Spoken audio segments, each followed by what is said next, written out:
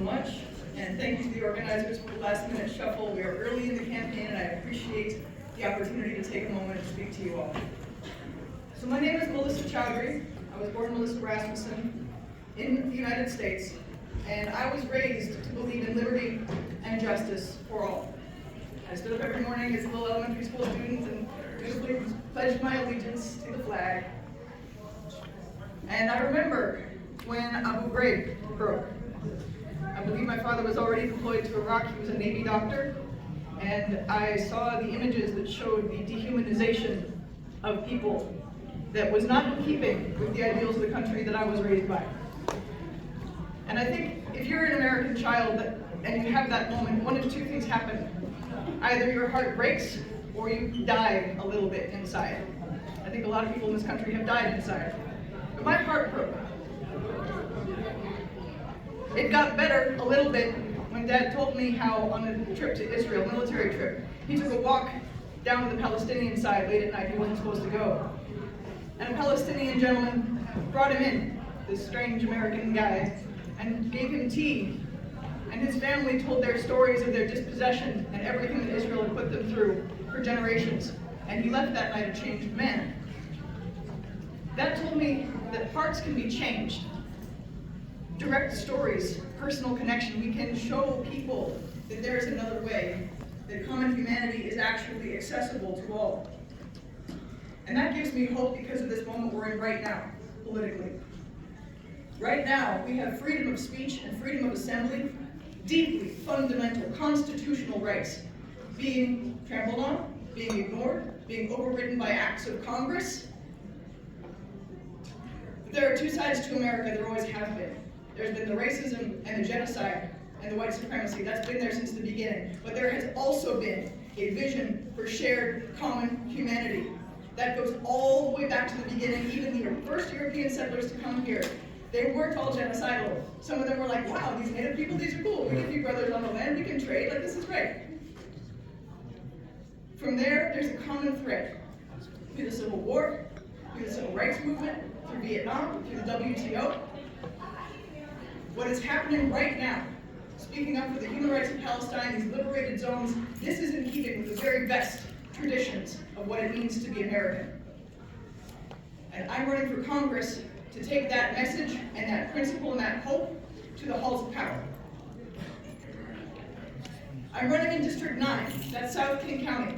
That's Bellevue, Mercer Island, South Seattle, all the way down Kent, Tukwila, Renton, Auburn, Federal Way. The incumbent there right now is Adam Smith. Oh, boo! So I think you've heard of him. It's not secret. If you go to opensecrets.org, you know, so I'm not stepping over any slander lines when I say, his biggest funders are the Israel industry, AIPAC and the rest.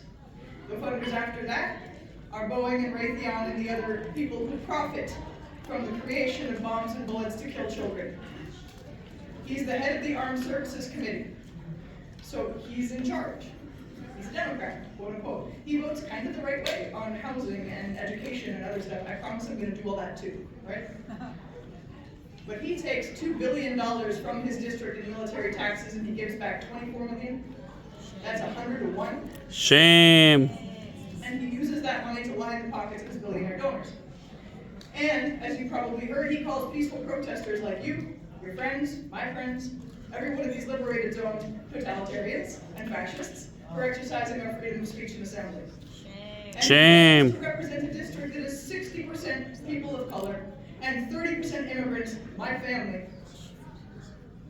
So this is why I'm running for Congress. I cannot live with myself as an American and as a Muslim if I do not challenge him. Just very briefly, we were driving up today, and I saw an American flag waving by the freeway. And that flag has meant a lot of different things to me at different points in my life. When I was a little kid, full of that innocent patriotism that most of us have for any country when we're small, I used to sing my heart out for it. And then that heartbreak kicked in like I was talking about, right? But today I was filled with a terrifying hope, a beautiful hope, that maybe with Palestine awakening the conscience of the country and of the world, Maybe if enough courage and humanity and hope and self-awareness and humility and power and strength flows through the veins of the good people of America, and there are a lot of us, maybe we can be the first country to consciously de-imperialize, to step back from our 1,000 military bases, to step back from our economic hegemony, to step into common humanity and being a responsible member of a richly diverse, beautiful, multipolar world with a rich and vibrant multiracial democracy at home. I don't know if that's possible, but I know that if it is, it's going to be thanks to everyone in this room and everyone like us.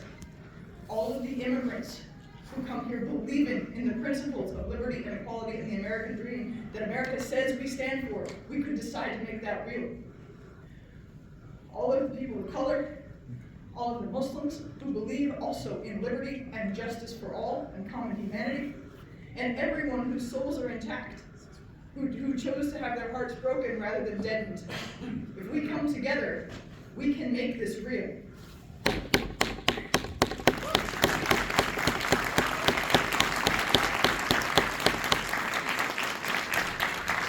In order to do that, we need to get active. We need to get politically engaged and organized.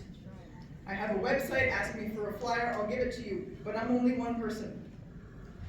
We need everyone in this room and everyone you know to register to vote your conscience. If you don't know how to register to vote, Google it, it's fine.